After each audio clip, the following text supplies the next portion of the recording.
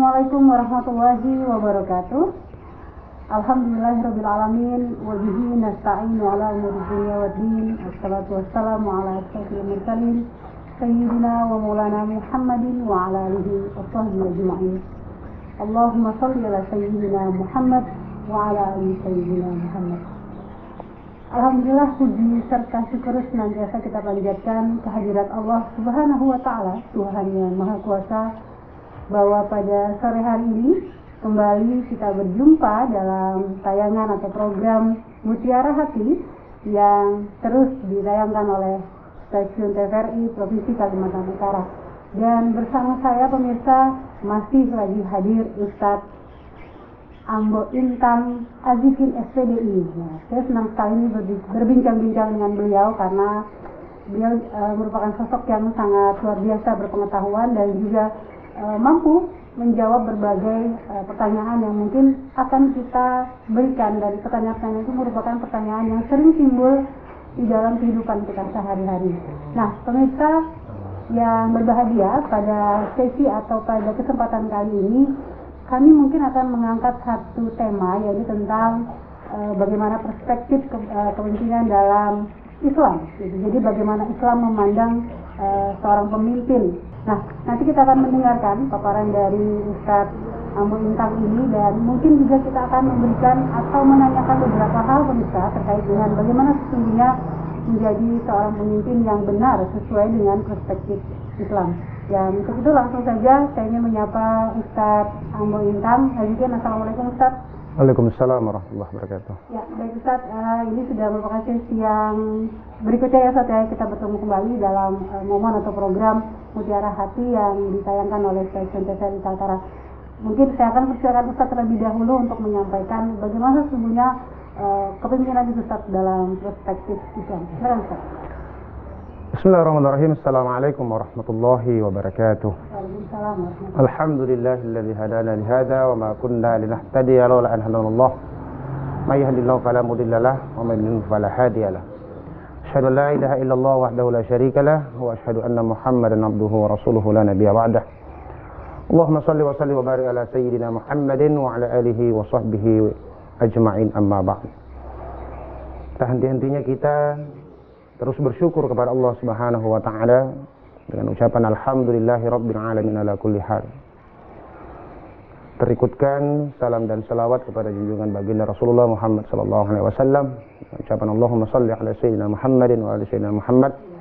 Semoga kita sekalian insyaallah akan mendapatkan syafaat dari beliau di yaumil qiyamah insyaallah. Amin.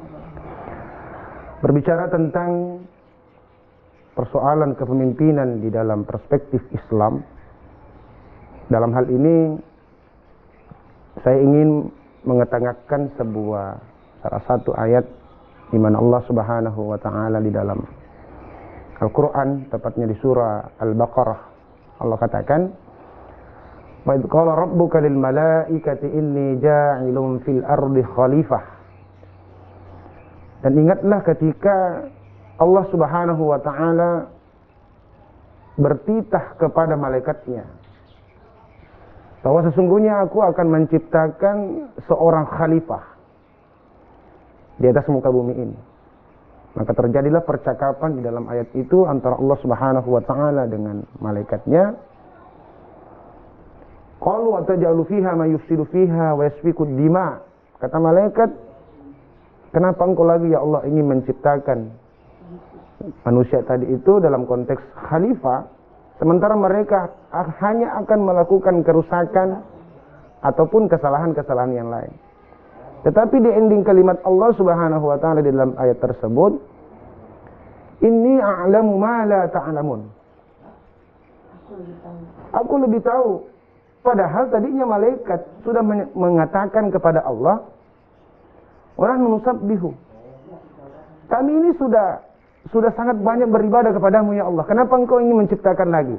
Artinya ada signal dalam kalimat ini bahwasanya sesungguhnya Allah Subhanahu wa Ta'ala memberikan ruang khusus kepada manusia, bahwa engkau kuberikan sebuah identitas, engkau kuberikan sebuah amanah, dan engkau kuberikan sebuah pengharapan kepada kita sebagai manusia, bahwa untuk menjadi seorang khalifah yang notabene-nya kita kenal dengan kalimat standarnya adalah seorang pemimpin. Pemimpin, pengelola, pelanjut, dan sebagainya, dan seterusnya. Lantas kalau kita hubungkan dengan perspektif Islam, siapa sih sebenarnya pemimpin yang dimaksudkan di dalam Islam itu? Menjawab dari hal tersebut, Rasulullah menyampaikan di dalam salah satu hadisnya. Kata Rasul, kullukum ra'in. Tiap-tiap kalian adalah pemimpin. Wa kullu ra'in mas'ulun an ra'iyatihi. Dan setiap yang namanya pemimpin akan dimintai pertanggungjawabannya tentang apa-apa yang telah dipimpinnya. Ini di sini sudah kelihatan sangat gamblangnya penjelasannya bahwa ketika Allah, ketika Rasulullah sudah menyampaikan, menyatakan kepada kita bahwa kalian semua ini adalah pemimpin. Lantas pemimpin itu akan dimintai pertanggungjawabannya. Sungguh indah di dalam Al-Quran itu ketika kita ada pertanyaan, Al-Quran menjawab. Ketika kita ada pertanyaan, hadis menjawab. Rasulullah menjawab. Salah satu contohnya, di balik pertanggungjawaban itu, di dalam surah Yasin contohnya, ada satu kalimat di mana Allah menyatakan bahwa Al-yawma nakhtimu ala afwahihim wa tukallimuna aydihim wa tashhadu arjuluhum bima kanu yaksibun. Nanti coba kita jelaskan sedikit secara detailnya. Bahwa ketika Rasulullah menyatakan bahwa kalian semua adalah pemimpin dan setiap pemimpin akan dimintai pertanggungjawabannya. Allah kembali menyampaikan dalam surah Yasin tersebut bahwa di hari pembalasan nanti, di hari akhirat, di yaumil qiyamah nanti akan dimintai pertanggungjawaban semua yang ada melekat termasuk di dalam diri kita. Yang tadinya mulut bisa ngomong itu Allah kunci, lisan tak bisa berkutik lagi. Ketika tangan yang tadinya tidak bisa ngomong waktu kita di dunia, di akhirat akan ngomong semua. Tangan inilah yang akan menjadi saksi. Kaki ini yang akan menjadi saksi tentang apa-apa yang telah mereka lakukan. Terus yang kedua, ketika hal itu sudah menjadi referensi kepada diri kita bahwa toh tidak akan ada yang lepas dari pengawasan Allah. Mumpung. Jadi kata ada kalimat kesempatan di sini. Mumpung Allah masih kasih kita kesempatan nih. Kita masih bisa hidup dalam keadaan alhamdulillah sehat walafiat, masih bisa beraktivitas dan bekerja sesuai dengan pada normalnya, berarti harus ada persiapan kita. Karena yang namanya mati pasti akan terjadi. Kita nggak tahu kapan datangnya dia menjemput. Semua akan berakhir dengan kematian. Sebelum datang kematian inilah yang menjadi titik beratnya kepada kita untuk mempersiapkan amal-amal kebaikan sebagai bahan pertanggungjawaban kita kepada Allah Subhanahu wa taala. Seperti apa contohnya? Ketika kita sudah diberikan status oleh Rasulullah, oh kita ini adalah semua pemimpin. Kalaulah Anda menjadi seorang penguasa di dalam sebuah jabatan, maka kekuasaan Anda akan dipertanyakan, pertanggungjawabannya terhadap kekuasaan Anda. Seamanah bagaimana Anda?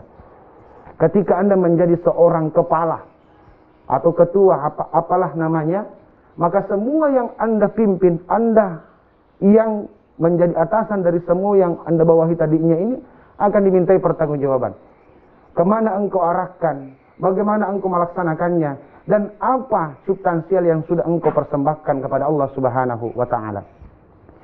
Ketika kita berbicara dalam diri kita, sebagaimana kalimat pesan dari baginda Khalifah Umar ibn Khattab, beliau pernah menyatakan dalam kalimatnya, hasibu anfusakum qabla an tuhasabu.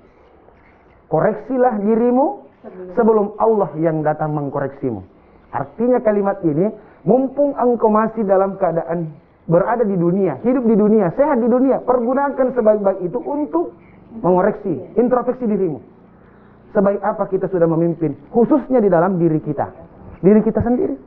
Apa yang akan kita pertanggungjawabkan kepada Allah Subhanahu wa ta'ala? Ya tentunya dengan mempertanggungjawabkan diri kita sebagai seorang pemimpin, khususnya di dalam diri kita sendiri pada Allah Subhanahu wa ta'ala, maka ketika datangnya pertanyaan Allah, ketika datang permintaan pertanggungjawaban dari Allah Subhanahu wa ta'ala, dengan sendirinya akan terjawab kepada Allah Subhanahu wa ta'ala bahwa inilah yang saya persembahkan ya Allah, inilah yang saya telah lakukan ya Allah. Mungkin seperti itu. Baik. Ya, baik pemirsa yang setia masih menanti program Mutiara Hati yang ditayangkan oleh TVRI Stasiun Provinsi Kalimantan Utara. Kita sudah mendengar tadi paparan atau prolog singkat terlebih dahulu yang disampaikan oleh Ustaz Ambul Intang. Dan mungkin setelah ini saya akan mungkin punya beberapa pertanyaan yang Ustaz ya, terkait dengan dengan perspektif pemimpin. Kalau kita bicara soal pemimpin dan perspektifnya dalam Islam, tentu sepemahaman saya ini luas banget ya Ustaz. Jadi sangat luas sekali. Bagaimana kemudian seseorang menempatkan dirinya untuk mampu menerjemahkan sebenarnya pemimpin itu tugasnya apa gitu ya. Atau mungkin Ustaz bisa tidak mencontohkan ya begitu bagaimana ketika Rasul menjadi seorang pemimpin yang luar biasa, atau bahkan sekelas pemimpin dunia itu mampu menempatkan diri beliau itu justru kita sebagai umatnya merasa rindu, merasa patuh tanpa ditekan Ustaz, tanpa harus diperintah untuk harus menghormati beliau gitu. Mungkin itu bisa diambil Ustaz sebagai gambaran bagi pemimpin kita yang ada saat sekarang. Saya teringat dalam salah satu bacaan sejarah. Salah satu sejarah terjadi di zaman Rasulullah Sallallahu Alaihi Wasallam. Kita pahami bahwa Rasulullah Sallallahu Alaihi Wasallam ini adalah sosok pemimpin tertinggi. Ya kalau mau dikatakan seandainya ada namanya presiden sedunia, mungkin beliau lah. Kalau secara kemanusiaan. Di samping beliau dengan langsung oleh Allah Subhanahu Wa Taala diangkat menjadi nabi dan seorang rasul. Salah satu beberapa adab, akhlak-akhlak bahkan etika yang dikedepankan Rasulullah Sallallahu Alaihi Wasallam yang mencerminkan dirinya seorang pemimpin yang sejati. Kita ambil salah satu contoh di zaman dakwahnya Rasulullah Sallallahu Alaihi Wasallam, ketika dia dijahili, ketika dia dibuli, Rasulullah tidak membalasnya. Bagaimana kita mendengarkan kisah ini dengan begitu menyayat hati.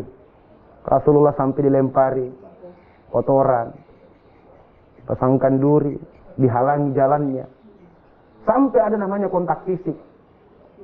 Baik di dalam peperangan maupun di tempat yang lain. Tapi apakah Rasulullah melakukan pembalasan?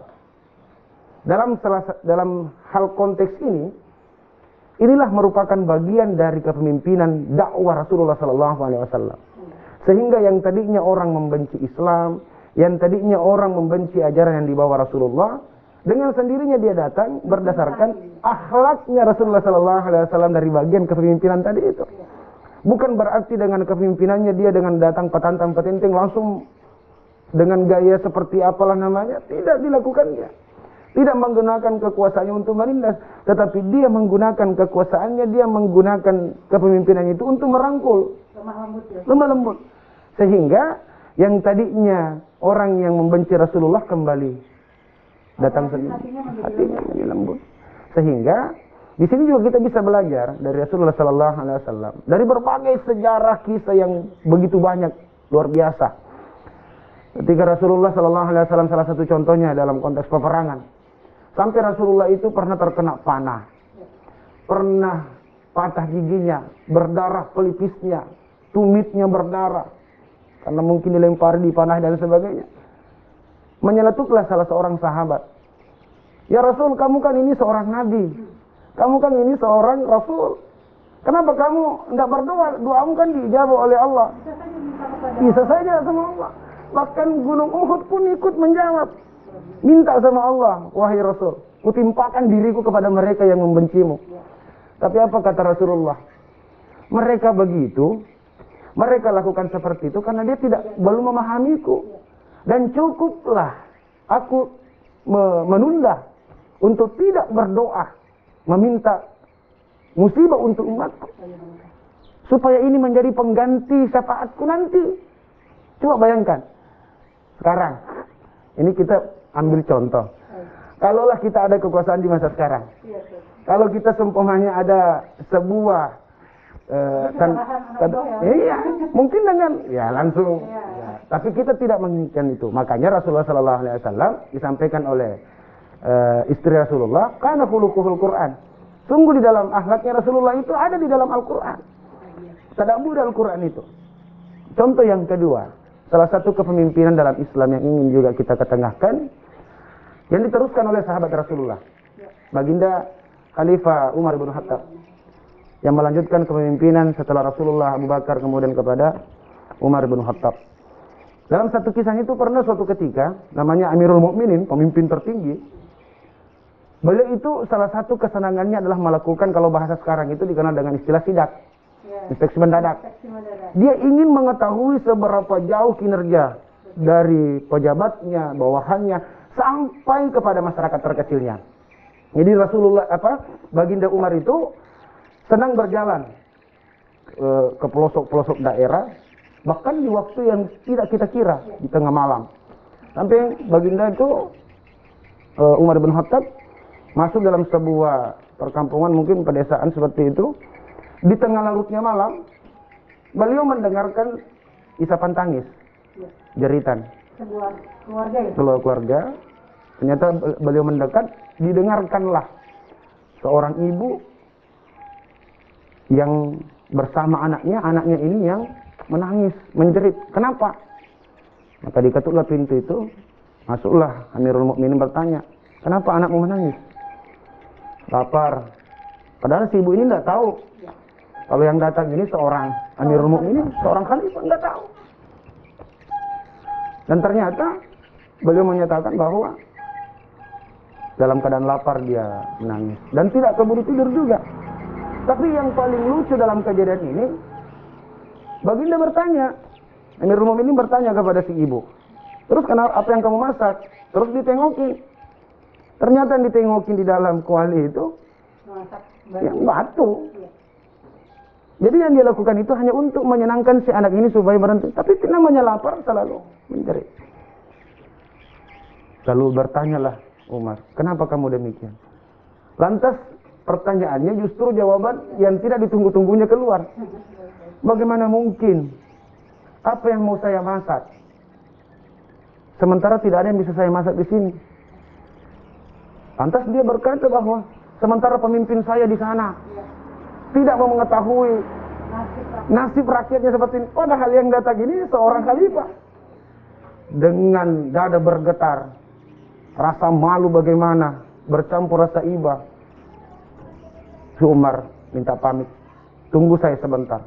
Dia seorang presiden, seorang sultan, seorang Amirul Mukminin pulang ke tempatnya, masuk ke gudang, ambil membawa sendiri sekan dengan memapahnya sendiri, dibawakan ke sana. Lantas apa yang terjadi? Ketika sampai di sana, sangat berterima kasih ibu itu, penuh nangis haru dan sebagainya. Dan ternyata dia mengajarkan kepada seorang Umar tadi ini bahwa ternyata masih ada orang yang peduli. Baru bertanyalah, tahukah siapa Umar itu? Saya nggak pernah ketemu orangnya. Dan orangnya, kata Umar, orangnya itu ada sekarang di depan. Begitu menyesalnya seorang ibu begitu. Tapi intinya yang kita dapat dari kisah ini adalah bagaimana seorang pemimpin mau tahu sampai ke bawah. Bagaimana dia bisa melihat kondisi rakyatnya kalau dia di sisi seorang pemimpin atau penguasa. Lantas kalau kita kembalikan kepada diri kita, kita ini bukan seorang pejabat, kita ini bukan seorang penguasa dalam suatu daerah, kita ini bukan sebuah kepala di dalam sebuah kedaerahan, tetapi bukan berarti itu menghilangkan nomenklatur rasa pemimpinan itu. Justru semuanya terikutkan dalam diri kita bahwa yang namanya pemimpin itu adalah kita. Bagaimana? Sampai dari tadi sudah mengatakan bahwa kalian semua ini adalah pemimpin dan setiap pemimpin pasti akan dimintai pertanggungjawabannya. Seperti itu. Mungkin ini Ustaz terkait dengan semua yang sudah Ustaz sampaikan tadi ya. Tentu kita seperti biasa nih, saya selalu minta tips nih dari Ustaz, saya minta kiat. Karena sebenarnya kalau rumus mungkin kita udah punya ya Ustaz, tetapi sesungguhnya mengaplikasikan setiap rumus itu kita harus punya trik, kita harus punya tips bagaimana kemudian kita mampu nih menjadi pemimpin atau sekurang-kurangnya kita bisa meneladani apa yang sudah Rasul dan sahabat-sahabat Rasul contohkan kepada kita Ustaz. Gimana Ustaz? Kita harus pahami dulu bahwa sesungguhnya manusia ini hidup dalam keadaan individu tetapi dikelilingi oleh kehidupan sosial. Artinya kita berdiri dari berbagai sudut pandang dan aspek kehidupan, dari depan, dari belakang, samping, kiri, kanan, atas dan bawah. Layaknya seorang pemimpin ketika dia berdiri, maka dia harus memahami dirinya bahwa bagaimana saya memposisikan diri ketika saya ada di depan dan seluruh arah yang ada. Jadi Rasulullah itu mengajarkan kepada kita bahwa ketika engkau berada di depan, maka engkau akan selalu menjadi pemandu dalam jalan kebaikan. Seperti itu. Ketika engkau berada di tengah, maka engkau akan selalu menemani suka duka terhadap orang-orang yang ada bersamamu, apalagi orang yang engkau pimpin. Ketika engkau berada di belakang, maka engkau akan selalu menjadi motivator pemberi spirit, pemberi kekuatan, pendorong semangat untuk orang-orang yang ada di sekitarmu. Ketika engkau berada di atas, engkau mampu memberikan hujan, menaungi dan sebagainya. Kemudian ketika engkau berada di bawah, engkau selalu menjadi penyangga. Baik itu kegagalan orang yang engkau pimpin, baik kekurangan orang yang engkau pimpin, engkau mampu menutupi segala kekurangan yang ada dengan potensi yang Allah titipkan kepadamu. Berangkat dari hal itu, kita mengikut daripada apa yang terjadi pada diri Rasulullah SAW. Sebagai seorang pemimpin tertinggi, seorang nabi, seorang rasul, kita baca sejarahnya, ketika berada di medan perang, jenderal tertinggi itu ada di tangan Rasulullah SAW. Dia yang selalu berada di depan. Ketika dia berada di keluarganya, bukankah Rasulullah SAW adalah dalam pandangan saya orang yang sangat romantis di dalam keluarganya? Bagaimana etika Rasulullah SAW ketika bersama dengan sahabat-sahabatnya, selalu ingin duduk bersama, mencari sahabatnya ketika lama tidak berjumpa. Bagaimana Rasulullah SAW sangat peka dengan tetangganya. Minimal Rasulullah selalu memberikan senyuman, membawa sesuatu yang apa yang bisa disedekahkan. Dan bagaimana kiat Rasulullah SAW ketika mempersaudarakan antara kaum yang sebelumnya tidak saling kenal menjadi kenal, antara kaum Muhajirin dengan kaum Ansar dalam sejarah Islam. Luar biasa penataan kepemimpinan dari baginda Rasulullah SAW. Oleh karenanya, tentunya menjadi pelajaran dan renungan kepada kita sekalian, bagaimana kita ini mentadaburi, bagaimana kita ini bisa mengilhami apa yang sudah diajarkan oleh Rasulullah SAW. Seminimal mungkin, kalaupun tidak pas dengan apa yang dilakukan oleh Rasulullah karena zaman kita berbeda, minimal apa yang telah diperintahkan oleh Rasulullah SAW, kita maksimal untuk laksanakan. Apa yang telah dilarangkan oleh Rasulullah, kita berusaha semaksimal mungkin untuk menghindarkan. Semoga kita terhindar dari segala dosa dan kesalahan di sisi Allah Subhanahu wa Ta'ala. Amin. Baik, mungkin satu pertanyaan lagi boleh ya Ustaz? Boleh. Nah, seperti yang kita ketahui ini, Ustaz juga selain aktif menyampaikan dakwah kepada masyarakat, saya juga sekaligus sebagai guru ya Ustaz ya, guru dan di lingkungan di sekitar rumah juga aktif bersama anak-anak di usia dini. Mungkin kita bisa sampaikan Ustaz kepada pemirsa yang ada di rumah, bagaimana cara kita mengajarkan kepemimpinan sejak dini kepada anak-anak didik kita untuk kemudian itu menjadi bekal dasar Ustaz bagi mereka. Mungkin tidak semua ibu ya, tidak semua orang tua mungkin sadar ataupun tahu bahwa kepemimpinan sejak dini itu patut kita ajarkan sesuai dengan bagaimana baginda dan mungkin sahabat mencontohkan dalam kehidupan keluarga beliau Ustaz. Boleh mungkin diberikan gambaran Ustaz? Belajarlah dari sebuah ranting dan pohon. Ketika dia dalam posisi kecil dan bengkok, maka ketika kita berusaha untuk meluruskan, kesempatannya untuk kembali lurus itu masih besar. Tetapi ketika sudah menjadi pokok pohon, sudah besar dan bengkok dan kita ingin meluruskannya, tentulah dengan sesuatu yang sangat susah. Makanya memberikan pembelajaran kepada seorang anak di usia dini, baik di usia PAUD ataupun sudah masuk di sekolah dasar, itu adalah sebuah memang tuntutan menurut pandangan saya. Jangankan hal masalah kepemimpinan, Rasulullah memang sudah menyampaikan di dalam hadisnya bahwa perintah yang namanya sholat itu kan sudah diperintahkan Rasulullah di usia 7 tahun. Bagaimana kalau dia sudah masuk di usia 15 tahun, di usia baliknya, maka wajib untuk dipukulkan. Maksudnya dikeraskan perintah itu. Nah, oleh karenanya dalam pandangan kami keseharian, saya ingin juga menyampaikan bahwa menjadi seorang pemimpin itu tidak mesti harus fanatik. Menjadi seorang dalam tanda kutip seorang dai, seorang pemuka agama tidak mesti harus fanatik. Dalam keseharian saya alhamdulillah di sela-sela waktu luang saya pergunakan waktu minimal, waktu sore, waktu senggang. Kebetulan kita ada tempat, kita infakkan ilmu kita untuk mengajar anak-anak santri-santri TPA untuk mengajarkan baca Quran. Yang sudah bisa baca Quran bagaimana kita baguskan supaya bacaannya sejalan dengan ilmu tajwid sesuai dengan kemampuan kita, sampai kepada hal-hal dasar. Karena mengajarkan hal dasar itu sangat pas di waktu dininya orang. Kenapa? Salah satu contohnya, ketika nyuruh anak sholat di usia kecil itu masih gampang. Tetapi nanti ketika dia sudah di usia dewasa, sudah besar, itu sangat susah. Sudah sangat susah. Oleh karena itu, kita sampaikan kepada semua kita, semua orang tua, semua saudara-saudara kita, ayo mari bersama untuk mengajarkan, menanamkan nilai-nilai akhlak, nilai-nilai kepemimpinan kepada anak-anak kita, pada saatnya nanti kita tidak akan susah untuk mengajarkan kepada mereka karena sudah diajarkan dari awal tadi. Seperti itu.